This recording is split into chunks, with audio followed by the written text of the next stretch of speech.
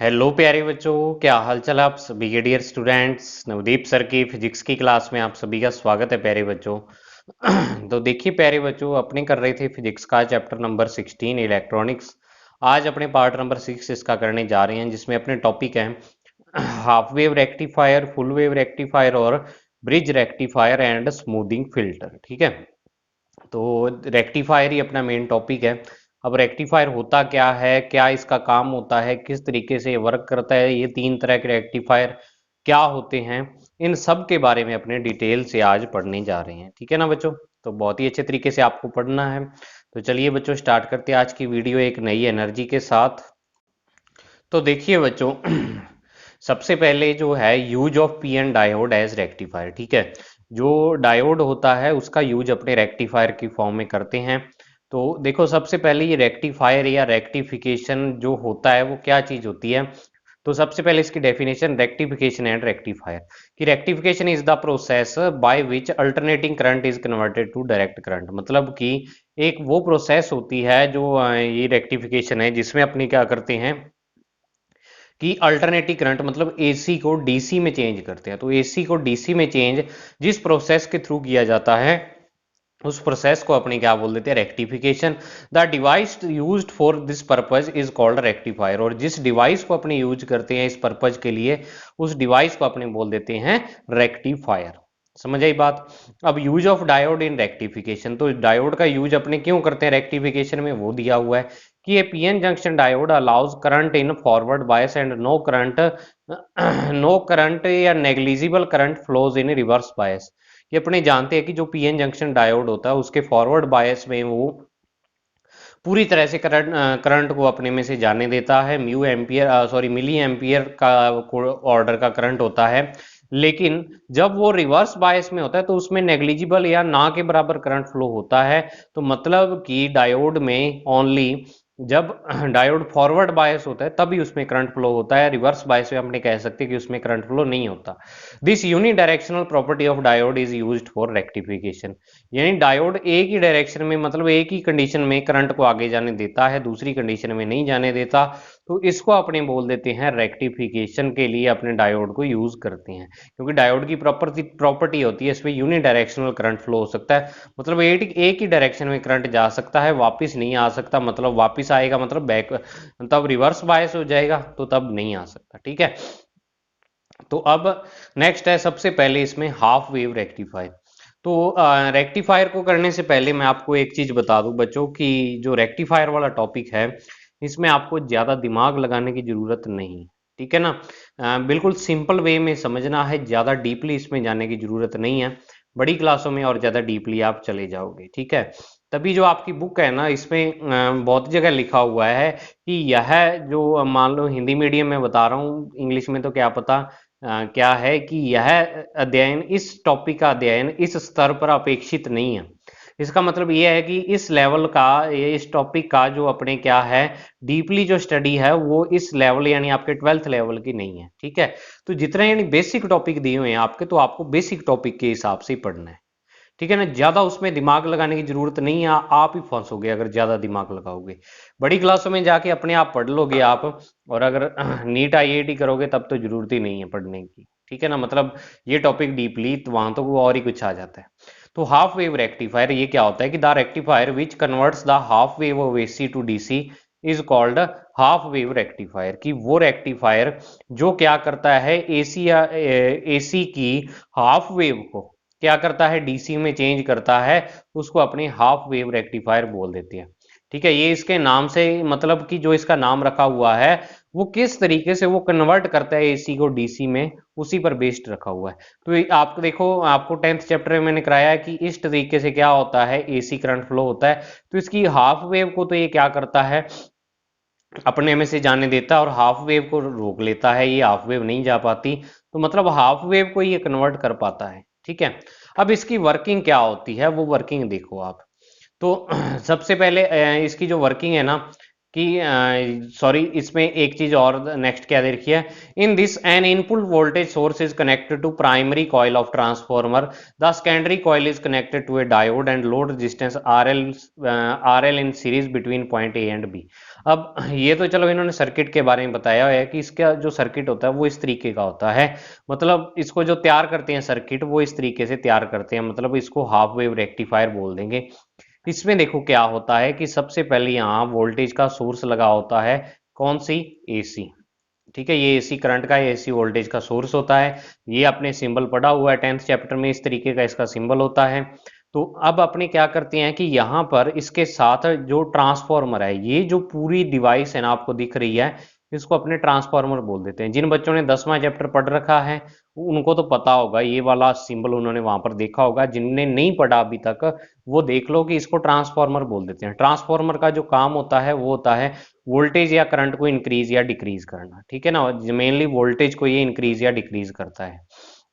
तो देखो बच्चों क्या होता है यहाँ पर कि इसकी दो कॉइल होती हैं ट्रांसफॉर्मर की। वैसे तो इसकी जो वर्किंग है वो अपने आगे यानी कि जो 10th चैप्टर है उसमें ट्रांसफॉर्मर का पूरा टॉपिक है, वहां पर पढ़ेंगे, ठीक है। लेकिन यहाँ पर भी आपको चलो थोड़ा सा बता देते हैं कि ये इसकी प्राइमरी कॉइल होती है, ये सेकेंडरी कॉइल होती है। कॉइल आपने देखी है, मतलब ऐसे तार लपेट के, तो वो कॉइल होती है। और ये बीच वाला पार्ट है जो ये खाली नहीं होता, यहाँ पर जो लाइनें लगा रखी हैं इसका मतलब है यहाँ पर मेटल की क्या होती हैं, प्लेट्स होती हैं, या सॉफ्ट आयरन की ये प्लेट्स होती हैं, ठीक है ना।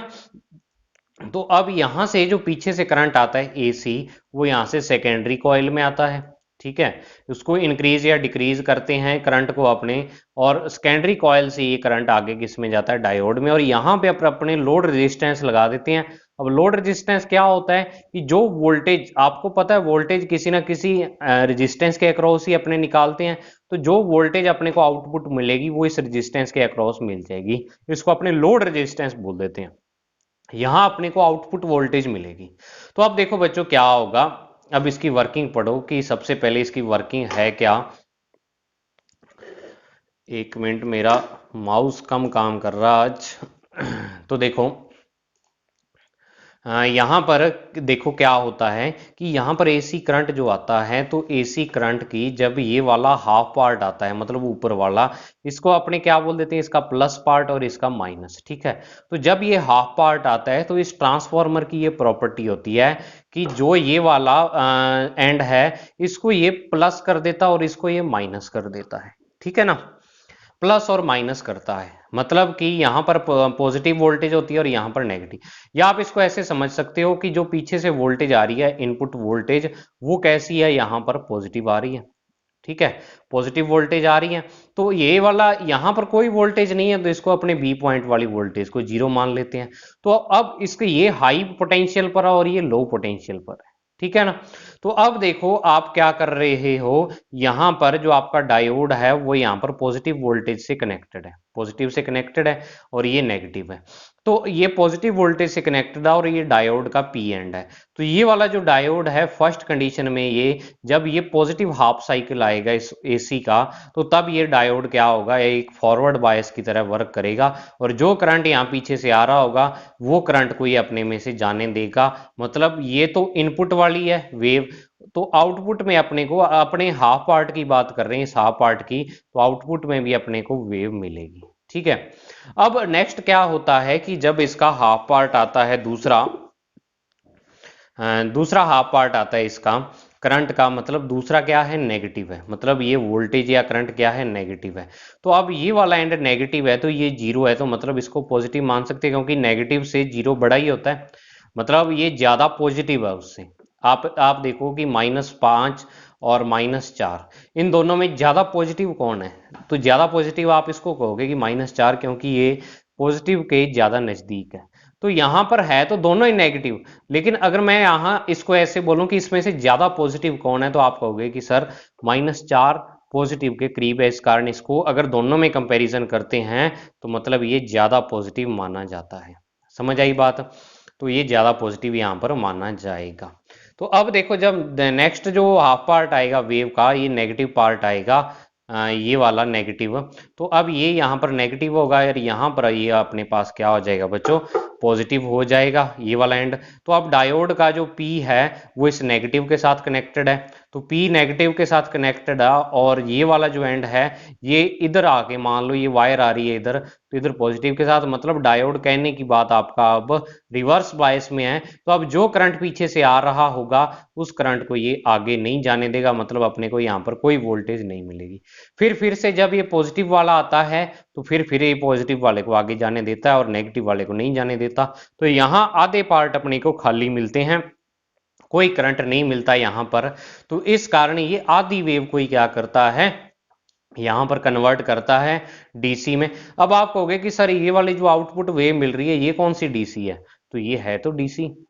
तो अब आप सोचोगे कि सर कैसे डीसी है, तो डीसी का डीसी जो करंट होता है उसकी डेफिनेशन आपने पढ़ी है 10th चैप्टर में। डेफिनेशन क्या थी बच्चों उसकी, कि डीसी करंट वो करंट होता है जिसको जो क्या होता है, जिसकी क्या प्रॉपर्टी होती है डीसी करंट की, कि अगर अपने उसको सबसे पहली बात, उसकी जो डायरेक्शन होती है एक ही डायरेक्शन में फ्लो होता है, तो ये एक ही डायरेक्शन में फ्लो हो रहा है, इसको अपने नॉन यूनिफॉर्म डीसी कहेंगे, क्योंकि दूसरी डायरेक्शन में नहीं जा रहा, लेकिन इसकी वैल्यू भी टाइम के साथ चेंज हो रही है। तो टाइम के साथ वैल्यू तो चेंज होती है, और लेकिन जो डायरेक्शन है इसकी वो चेंज नहीं होती। तो इस कारण इसको अपने क्या बोलेंगे, यहां पर जो करंट होगा अपने पास डीसी होगा, लेकिन ये नॉन यूनिफॉर्म डीसी करंट अपने को मिलता है। तो देखो इसकी जो वर्किंग, मतलब जो कहानी अपने अभी पढ़ी है वो सारा यहाँ पर दिखा रखा है कि for positive half cycle of AC, A of the secondary coil is at positive potential and B is at negative potential, due to which P terminal of the diode is at higher potential than N terminal. So diode behaves like forward bias, diode forward bias की तरह behave करता है।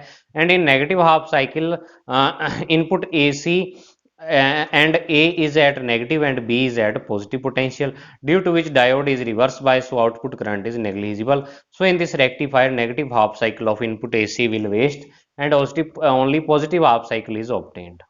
Only positive half cycle अपने को मिलता है। समझ आई। अब बात आती है नेक्स्ट फुल वेव रेक्टिफायर की। तो फुल वेव रेक्टिफायर मतलब in a full wave rectifier the output voltage is obtained for both half cycle of input alternating current, की इनपुट एसी होती है उसके दोनों ही हाफ साइकिल के लिए अपने को आउटपुट करंट मिलता है इसमें। तो अब सबसे पहले इसकी कंस्ट्रक्शन और वर्किंग मैं आपको यहीं पर बता देता हूं, मतलब थ्योरी अपने बाद में पढ़ लेंगे, पहले कंस्ट्रक्शन और वर्किंग थोड़ा सा चेंज है वर्किंग में और कोई नहीं है। कि सबसे पहले इसमें दो डायोड लगे होते हैं, ठीक है, एक ऊपर होता है एक नीचे होता है। दूसरी इसमें चेंज क्या आ गया जो हाफ वेव से, कि जो यहाँ पर लोड रेजिस्टेंस है वो यहाँ पर लगा होता है, ना कि यहाँ पर, ठीक है, बीच में लगाते हैं इसके। और दूसरा यहाँ पर जो सबसे मेजर डिफरेंस है वो इस ट्रांसफॉर्मर का है, कि यहाँ पर जो ट्रांसफॉर्मर अपने यूज करते हैं एक स्पेशल टाइप का ट्रांसफॉर्मर होता है, इसको अपने सेंटर टैप ट्रांसफॉर्मर कहते हैं। अब सेंटर टैप ट्रांसफॉर्मर की खासियत क्या होती है, कि इसका जो सेंटर पॉइंट है बिल्कुल बीच वाला कॉइल का, ये सेकेंडरी कॉइल का सेंटर पॉइंट ये जीरो पोटेंशियल पर रहता है, जीरो पोटेंशियल पर रहता है, ठीक है। तो और दूसरी इसकी खासियत ये होती है कि अगर इसके रिस्पेक्ट एक एंड इसका, मान लो इसके ये दो एंड हैं, एक एंड ये वाला है और एक एंड ये वाला है, तो अगर एक एंड पर पॉजिटिव वोल्टेज है तो ये ऑटोमेटिक दूसरे एंड को नेगेटिव बना देता है, ये इसकी खासियत होती है, दूसरे को नेगेटिव पोटेंशियल पर ये ले जाएगा, और इसका खुद का बीच वाले पॉइंट का पोटेंशियल क्या होगा, जीरो। मतलब इस पॉइंट के रिस्पेक्ट इसका अगर पॉजिटिव है तो ये नेगेटिव हो जाएगा, और अगर ये नेगेटिव होता है तो ये क्या हो जाएगा, पॉजिटिव ऑटोमेटिक से हो जाता है, ये इसका काम होता है। अब ऐसा ट्रांसफार्मर अपने इसी कारण काम में लेते हैं कि ताकि अपना जो फुल जो एसी करंट है वो क्या हो जाए, चेंज हो जाए डीसी में। तो अब देखो ये वर्किंग कैसे होती है इसकी, कि पीछे से एसी करंट आता है और यहाँ पर पॉजिटिव हाफ साइकिल की बात करते हैं, मतलब इतना ही करंट एक बार अपने कंसीडर कर रहे हैं, भी इतना ही आ रहा है, तो अब ये ए सिरा पॉजिटिव हो जाएगा, ए पर आता है पहले, और उसके रिस्पेक्ट ये वाला जो पॉइंट होता है ये जीरो पोटेंशियल पर होता है, तो ये बी को कैसे बना देगा, नेगेटिव, ठीक है। तो अब जो अपना पॉजिटिव हाफ साइकिल है वो इसमें से, अब ये वाला जो डायोड है ये फॉरवर्ड बायस होगा, और ये वाला डायोड क्या होगा, रिवर्स बायस होगा, मतलब ये P है तो P नेगेटिव से कनेक्टेड है, इसका P पॉजिटिव से कनेक्टेड है। तो अब ये डायोड फॉरवर्ड बायस की तरह वर्क करेगा, और इसमें से क्या होगा, करंट इजीली अपने को मिल जाएगा, और करंट अपना यहां से बाईपास होकर और अपने को इस पोटेंशियल के अक्रॉस, सॉरी रेजिस्टेंस के अक्रॉस मिल जाता है, ठीक है। फिर नेगेटिव हाफ साइकिल में अब देखो क्या होगा कि नेगेटिव हाफ साइकिल में ये वाला जो एंड है ये नेगेटिव पर होता है, तो ये वाला जो सेंटर टैप ट्रांसफॉर्मर है ये इसको पॉजिटिव बना देता है, पॉजिटिव बनाता है। तो अब जो करंट ये आ रहा है पीछे से नेगेटिव, मतलब जो करंट यहां पर आएगा, तो अब वो करंट किस में से जाएगा, जो डायोड फॉरवर्ड बायस होगा। तो अब ये वाला डायोड तो हो जाता है रिवर्स बायस और ये वाला डायोड ऑफ फॉरवर्ड बायस, क्योंकि पॉजिटिव पी से कनेक्टेड है। तो अपना करंट अब यहां पर ट्रांसफर हो जाता है ऐसे अपने आप। ये ट्रांसफॉर्मर ही काम करता है कि यहां पर करंट जा नहीं सकता, तो करंट को जाने के लिए कोई ना कोई रास्ता तो चाहिए।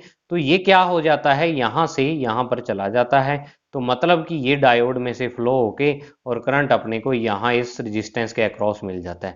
अब कई बच्चों के दिमाग में आ रहा होगा कि सर यहाँ पर करंट नहीं जाता, तो ये तो पॉइंट है ही जीरो पोटेंशियल पर, और पोटेंशियल डिफरेंस ही चाहिए करंट को फ्लो होने के लिए, तो तभी इस कारण नहीं जाता यहाँ पर, सी पॉइंट से इधर नहीं जाता, सीधा चला जाता है यहाँ नीचे। तो मतलब कि यहाँ पॉजिटिव हाफ साइकिल के लिए D1 डायोड फॉरवर्ड बायस की तरह वर्क करता है, D2 रिवर्स की तरह, और जो नेगेटिव हाफ साइकिल है उसके लिए D1 डायोड रिवर्स बायस और D2 डायोड फॉरवर्ड बायस की तरह वर्क करता है। और अपने को दोनों ही कंडीशन में क्या मिलती है, आउटपुट वोल्टेज मिलती है, और ये आउटपुट वोल्टेज डीसी ही है, लेकिन इसकी वैल्यू क्या हो रही है, हर टाइम चेंज हो रही है विद रिस्पेक्ट टू टाइम। तो यहां पर अपने क्या करते हैं, देखो here two junction diodes D1 and D2 are used such that one diode allows the positive half cycle of input AC and another allows the negative half cycle। ठीक है। in this rectification center tap transformer is used, the P terminals of the diodes is connected to the terminals A and B of secondary coil of transformer between A and B center C is point at reference zero potential वाला C point होता है। The output voltage are taken across load resistance, output voltage अपने load resistance पर लेते हैं। अब इसकी आती है वर्किंग की, वर्किंग जो मैंने आपको अभी कहानी बताई है कि पॉजिटिव हाफ साइकिल के लिए ऊपर वाला डायोड काम करेगा, नेगेटिव के लिए नीचे वाला, तो वही चीज है, पढ़ लेते हैं चलो। कि let for positive half cycle of input AC terminal A is positive with reference point C, terminal B is negative, B negative होता है। So diode D1 gets forward bias and conducts, but diode D2 is reverse bias and not conduct the current. So during positive half cycle we get an output current and voltage across RL, अपने RL के across voltage अपने को मिलती है। फिर during negative half cycle the voltage at A becomes negative with respect to central tap point C and voltage at B would be positive। क्या होता है, दूसरे जो नेगेटिव हाफ साइकिल के लिए ऊपर वाला जो ए पॉइंट है वो नेगेटिव हो जाता है, नीचे वाला बी पॉइंट पॉजिटिव हो जाता है। In this part of cycle diode D1 would not conduct but diode D2 would conduct and gives the output current and voltage across RL। और अपने को D1 इस टाइम कंडक्ट नहीं करता, D2 करता है, तो लेकिन अपने को तो वोल्टेज मिलती ही है RL पर। समझ आई बात, RL पर वोल्टेज मिलती है। अब नेक्स्ट है कि note for a full wave rectifier a central tap transformer is necessary, here an ordinary transformer can not be use. Central tap transformer चाहिए ही चाहिए अगर आपको क्या करना है कि जो आपका फुल वेव रेक्टिफायर को यूज करना है। So in full wave rectification we get full input wave as output and output voltage and current is unidirectional, एक ही डायरेक्शन होती है उसकी, दूसरी नेगेटिव डायरेक्शन नहीं होती है। ठीक है। फिर देखो यहां पर आता है फुल वेव ब्रिज रेक्टिफायर। अब ये क्या चीज होती है, ठीक है, ये भी क्या है, एक तरह का रेक्टिफायर या डायोड से बनता है, लेकिन इसमें अपने 4 डायोड यूज करते हैं। कितने, 4 डायोड यूज करते हैं, और चारों को एक स्पेशल अरेंजमेंट के द्वारा अपने बनाते हैं, और उन चारों का जो अरेंजमेंट है उसको ब्रिज बोल देते हैं। ठीक है। अब इसकी खासियत क्या होती है कि जो अपने पास चलो ठीक है कि स्टार्टिंग वाला हाफ वेव रेक्टिफायर में तो हाफ वेव ही अपनी कन्वर्ट हो रही है, हाफ वेव अपनी वेस्ट जा रही है। अब फुल वेव रेक्टिफायर में आपने फुल वेव को चेंज कर लिया डीसी में, लेकिन उसकी एक कमी है फुल वेव रेक्टिफायर की कि जो आपने सेंट्रल टैप ट्रांसफॉर्मर उसमें यूज किया है, जो आप वहां पर सेंट्रल टैप ट्रांसफॉर्मर काम में लेते हो, उस वो क्या है, बहुत ही कॉस्टली होता है, बहुत ही महंगा होता है, आप उसको जनरल यूज में नहीं ले सकते। ठीक है ना, वो बड़े बड़े यानी जो साइंटिस्ट हैं वही काम में ले सकते हैं, जनरली अपने उसको अगर सर्किट में लगाना चाहें तो वो सर्किट बहुत ही कॉस्टली हो जाएगा, वो चीज की कीमत बहुत बढ़ जाएगी, तो अपने वो भी उतना फायदेमंद नहीं रहता अपने लिए।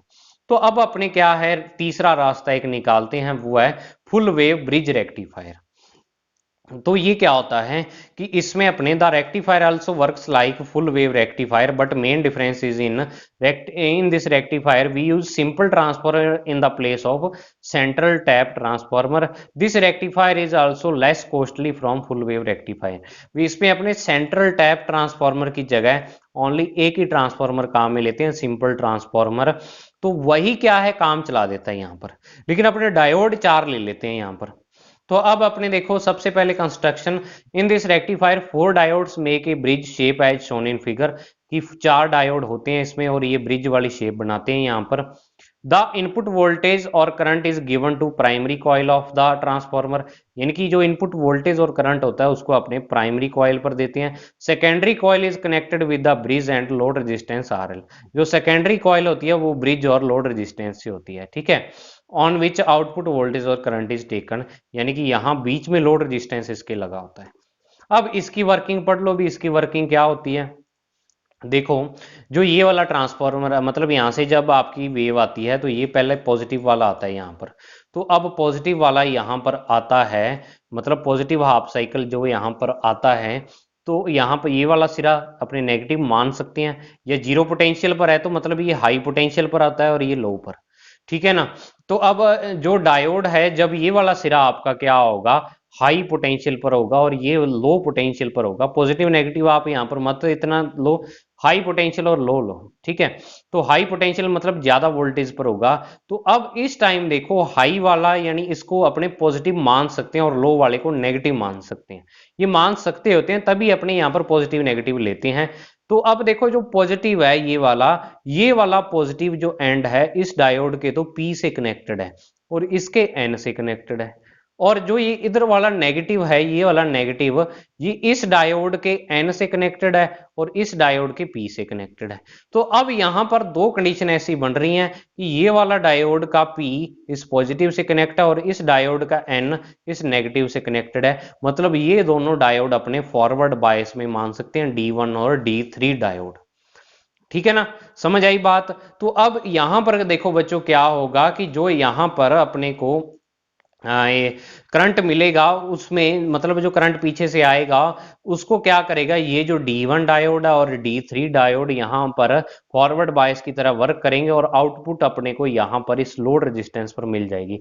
अब इसमें मत दिमाग लगाना कि सर लोड रेजिस्टेंस पर कैसे मिलती है, कौन सी डायरेक्शन होती है उसकी, या और इस पे दिमाग लगाने की बिल्कुल जरूरत नहीं है आपको और ना ही इतना टाइम है आपके पास, ठीक है ना। तो इसको डायरेक्ट याद रखो। तो D1 और D3 डायोड मतलब जो आमने सामने वाले डायोड है, इस ब्रिज को बनाना कैसे है वो भी देख लो। आपकी ब्रिज के आमने सामने वाले डायोड आपको एक जैसे रखने हैं, एक ही डायरेक्शन में रखने हैं, ठीक है ना। तो D1 और D3 यहाँ पर पॉजिटिव हाफ साइकिल के दौरान क्या होता है, ये फॉरवर्ड बायस होते हैं और ये दोनों रिवर्स बायस, तो ये दोनों करंट को फ्लो करवाते हैं और अपने को आउटपुट वोल्टेज यहाँ पर मिलती है। अब बात आती है नेगेटिव हाफ साइकिल में। तो नेगेटिव हाफ साइकिल में यही वाला पॉइंट नेगेटिव और ये पॉजिटिव होता है। तो अब आप देखो इस डायोड का जो N है वो इस नेगेटिव से कनेक्ट है और इस डायोड का जो P है वो इस पॉजिटिव से कनेक्ट है।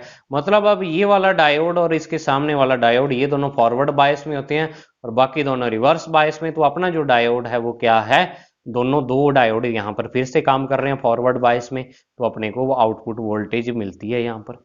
तो इस तरीके से दो दो डायोड काम करते हैं यहां पर और सिंपल ट्रांसफॉर्मर अपने इसमें यूज कर सकते हैं, ठीक है। तो यहां पर देखो कि for the first half cycle of AC point A is of secondary coil is positive, B negative, so diodes D1 and D3 are in state of forward bias and D2 and D4 are in reverse bias. So due to conduction of D1 and D3 we get output voltage on the ends of load resistance. और negative half cycle में क्या होगा, D2 and D4 will conduct the electric current and voltage we get output, ठीक है। और इसका note लगा के मैंने यहाँ पर एक चीज लिखी है कि for rectifiers we use such diodes in which value of breakdown voltage is high, यानी कि अपने वो वाले डायोड रेक्टिफायर में यूज करते हैं जिनकी ब्रेकडाउन जो वोल्टेज है वो ज्यादा हो। अब ज्यादा क्यों हो, क्योंकि देखो अगर ब्रेकडाउन वोल्टेज वाली कंडीशन आ गई तो तब जो डायोड आपका रिवर्स बायस में भी करंट का फ्लो करने लगेगा, मतलब थोड़ा बहुत करंट जाएगा उसमें। तो इस कारण अपने जिसकी ज्यादा यानी कि क्या होती है ब्रेकडाउन वोल्टेज होती है वो वाले डायोड काम में लेते हैं, ताकि जो इसमें ब्रेकडाउन की कंडीशन है मतलब रिवर्स बायस में जो ब्रेकडाउन की कंडीशन है वो जल्दी ना मिल पाए। समझ आई बात। फिर उसके बाद बच्चों आता है स्मूथिंग फिल्टर। अब फिल्टर क्या होता है कि आपने यहाँ पर तीनों तरह के डायोड पढ़े, तीनों में जो आउटपुट वेव आ रही है वो इस तरीके से आ रही है, मतलब कि आउटपुट अपने को डीसी मिल तो रही है, लेकिन उसकी जो वैल्यू है ना वो हर टाइम क्या हो रही है, चेंज हो रही है। मतलब हर टाइम टाइम के साथ वो चेंज होती है, उसकी वैल्यू, डायरेक्शन चेंज नहीं होती, इस कारण डीसी है, लेकिन वैल्यू चेंज होती है हर टाइम। तो अपने यहाँ पर देखो क्या करते हैं जनरली, कि जब अपने इनपुट वोल्टेज देते हैं, और ये यहाँ पर रेक्टिफायर है, इसको लिख लेना, ये रेक्टिफायर, ये इसका क्या है, लीनियर डायग्राम वैसे ही बनाया हुआ है। तो अपने इसको फिल्टर करने के लिए, मतलब ये वाली जो डीसी आपके पास ऐसी, उसको प्योर करने के लिए, फिल्टर करने के लिए अपने यहाँ पर एक फिल्टर सर्किट बनाते हैं। वैसे तो ये सर्किट होते हैं बहुत बड़े बड़े, बड़ी क्लासों में आप देखोगे बड़े बड़े सर्किट होंगे, कैपेसिटर और इसमें कॉइल्स लगी होती है, रेजिस्टेंस भी कई लगे होते हैं, तो काफी बड़ा सर्किट होता है। लेकिन यहाँ पर आपको ओनली जितना आपके समझ आ सके वैसे इसको बना के दे रखा है। तो देखो इसमें होता क्या है, तो इसको सबसे पहले समझो आप, मैं यहाँ पर ओनली डायग्राम दिखा रहा हूँ एक बार बड़ा करके।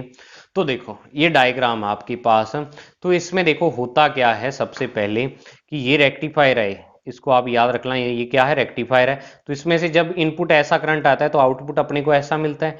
अब अपने आउटपुट करंट को फिल्टर में से यहाँ पर क्या करते हैं, पास करते हैं। अब फिल्टर क्या होता है, फिल्टर में एक तो इंडक्टेंस होता है। अब आप कहोगे कि सर इंडक्टेंस मतलब कॉइल होती है, ठीक है, और एक कैपेसिटर लगा होता है। अब इसका काम क्या होता है कि इंडक्टेंस की ये प्रॉपर्टी होती है कि ये एसी करंट को तो आगे जाने नहीं देता, एसी को तो रोक लेता है, ठीक है, और डीसी जितनी भी होती है, डीसी को अगर फ्लो करें तो उस डीसी को ये जाने देता है आगे, ठीक है। मतलब वो वाले करंट को रोक लेता है जिसकी वैल्यू चेंज हो रही है हर टाइम, और जिसकी वैल्यू कांस्टेंट रह रही है उसको जाने देता है, मतलब डीसी को जाने देता है, एसी को रोक लेता है। तो अब यहां पर जो मान लो पीछे से जो डीसी आ रही है, इसमें जो पार्ट एसी का है, क्योंकि थोड़ा बहुत एसी से मिलता जुलता पार्ट है, तो वो एसी यहां पर पहले से रुक जाती है, और यहां पर जो आगे जाती है इसमें से पास होके, वो क्या होती है, डीसी होती है। लेकिन फिर भी अपने कहें कि आगे अपने को 98% डीसी मिल रही है, फिर से 2% इसमें मिलावट है एसी की, थोड़ी बहुत एसी चलो चली भी जाती है अगर मान लो इस इंडक्टेंस या कॉइल में से। तो अब जो कैपेसिटर होता है आपके पास, जो कैपेसिटर है, कैपेसिटर की ये प्रॉपर्टी होती है कि ये अपने में से डीसी को नहीं जाने देता, लेकिन एसी को ये आराम से जाने देता है अपने अंदर। मतलब डीसी के लिए तो ये इनफाइनाइट रेजिस्टेंस की तरह वर्क करता है, और एसी के लिए जीरो रेजिस्टेंस की तरह वर्क करता है। मतलब एसी को ये रास्ता दे देता अपने में से जाने के लिए, लेकिन डीसी को नहीं देता। तो अब मान लो जो अपने को यहाँ पर डीसी मिली थी, इसमें से क्या होता है, जो 2% वाला एसी का पार्ट होता है वो इस कैपेसिटर में से पास आउट होके और इधर चला जाता है, और जो अपने को यहाँ पर लोड पर जो डीसी मिलती है वो 100% प्योर डीसी होती है, ठीक है। तो अपने को ये वाली डीसी यहाँ पर मिल जाती है। तो अब आप कहोगे कि सर जो इंडक्टेंस यानी कॉइल है और जो कैपेसिटर है इसका बिहेवियर ऐसा क्यों होता है, तो इसकी आपको टेंशन लेने की जरूरत नहीं है, क्योंकि 10वें चैप्टर में विद न्यूमेरिकल यानी विद डेरिवेशन के इसको प्रूफ करेंगे अपने, और वहां पर आपको बताऊंगा मैं कि ऐसा क्यों होता है। और जिसने 10वां चैप्टर पढ़ रखा है उसने X L is equal to omega और X C is equal to 1/ओमेगा सी, ये वाला फॉर्मूला पढ़ा होगा तो उनको समझ आ गया होगा सारा, ठीक है ना। तो अब नेक्स्ट है, तो फिल्टर की जो आपको थ्योरी मैंने बताई कि the DC gets from rectifier has one direction but its value will changes with time, so it is not useful, ये यूजफुल नहीं होती। So to use this current we will filter AC components, अपने AC component इसमें से filter करते हैं। इन्हें filter circuit components of L and C are present because the behavior of inductance and capacitor is different for AC and DC, यानी कि inductance और जो कैपेसिटर है उसका जो बिहेवियर है एसी और डीसी के लिए वो डिफरेंट डिफरेंट होता है, ठीक है ना। तो अब इसकी वर्किंग देखो कि when output voltage is given to the filter circuit, inductance will produce high impedance यानी resistance for AC but not for DC, कि डीसी के लिए वो क्या होता है, हाई इंपीडेंस। अब इंपीडेंस क्या होता है, एक तरह का रेजिस्टेंस ही होता है, कि जो आपके पास इंडक्टेंस है, मतलब जो कॉयल है, यहाँ पर कॉयल को इंडक्टेंस बोला आपने क्योंकि 9th चैप्टर में इसको इंडक्टेंस नाम दे दिया था आपने। तो क्या होता है, ये एसी के लिए तो क्या करता है, हाई इंपीडेंस मतलब ज्यादा रेजिस्टेंस प्रोड्यूस करता है, बट डीसी को इजीली जाने देता है। So only DC will go forward if some component of AC will still available in this current, it will bypass from capacitor because capacitor will stop DC and give easy pass to to flow AC, और ये AC को क्या करता है, ये easy path देता है। ठीक है, तो ये बच्चों आपकी आज की वीडियो थी। मुझे उम्मीद है आपको समझ में आ गया होगा सब कुछ। थोड़ा फास्ट चल रहे हैं अब अपने, क्योंकि पेपर आपके नज़दीक है, तो इस कारण। तो आज की वीडियो में बच्चों इतना ही, अब मिलते हैं नेक्स्ट पार्ट में। तब तक के लिए thank you, have a nice day प्यारे बच्चों।